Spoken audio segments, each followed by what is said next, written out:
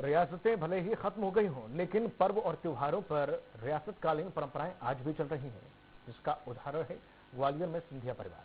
दशहरे पर ज्योतिरादित्य सिंधिया ने राजशाही पोशाक में पूरा दिन पूजा पाठ में बिताया।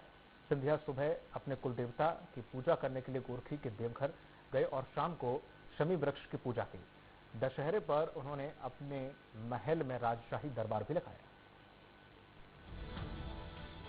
देश के अलग अलग राज्यों में दशहरा परंपराओं और रीतियों से मनाया जाता है, लेकिन ग्वालियर में दशहरा की परंपरा राजशाही अंदाज में देखने को मिलती है। ग्वालियर रियासत के महाराज रहे ज्योतिरादित्य सिंधिया ने अपने पुत्र महान आर्यमान सिंधिया के साथ दिन भर दशहरा की पूजा में बिताया। सिंधिया घराने की 9वीं पीढ़ी का नेतृत्व कर रही ज्योतिरादित्य सिंधिया परंपरागत वेशभूषा में सुबह देवघर में पूजा अर्चना करने के लिए पहुंचे और शाम को शमी वृक्ष की पूजा की।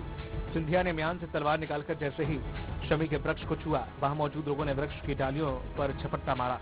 पूजा के बाद शमी वृक्ष को लूटने की यह परंपरा सालों से चली आ रही है। इस मौके पर सिंधिया ने सभी को दशहरे की शुभकामनाएं दी। आप सब लोगों को मेरे तरफ से दशहरे की शुभकामनाएं। जी, बहुत पावन पर्व है, एक ऐसा पर्व है जो हम सबको एक नई ऊर्जा प्रदान करता है। सच्चाई की जीत हो, प्रगति की जीत हो, यही कामना हम सब के तरफ से है और पूरा देश, पूरा प्रदेश, एक एक व्यक्ति को मेरे तरफ से बहुत बहुत शुभकामनाएं। सिंधिया परिवार के मराठा सरदारों के मुताबिक दशहरा पर शमी पूजन की परंपरा सदियों पुरानी है।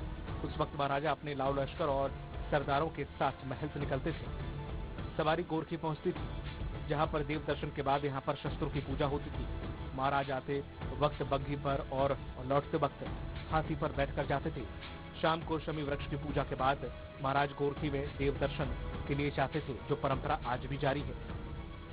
मैं समझता हूं जब से सिंधिया परिवार इस ग्वालियर में स्थापित हुआ आज से 300 वर्ष पूर्व, तो उसी समय से ये परंपरा प्रारंभ हुई है और इस परंपरा को आज ये 9वीं पीढ़ी उसको लगातार उसी क्रम से करती चली आ रही है। और इस स्थल का मतलब ये है कि मराठा पद्धति से यहाँ पर शमी पूजन का आयोजन देवी के सामने तुल्यपुर भवानी का ये स्वरूप है, मांडे की माता, इसके समक्ष महाराज यहाँ के पूजा अर्चना करते हैं। और ये वृक्ष जो आप देख रहे हैं, ये उस समय की याद दिलाता है जब राजा राम श्रीलंका से लौटे थे, तो वो जो भी वहाँ से सोना चांदी लेकर आए थे उन्होंने अपनी प्रजा में बांटा था। सिंधिया रियासत में क्या क्या हुआ? सिंधिया जयविलास पैलेस से सीधे अपने कुल देवता की पूजा करने के लिए देवघर गए।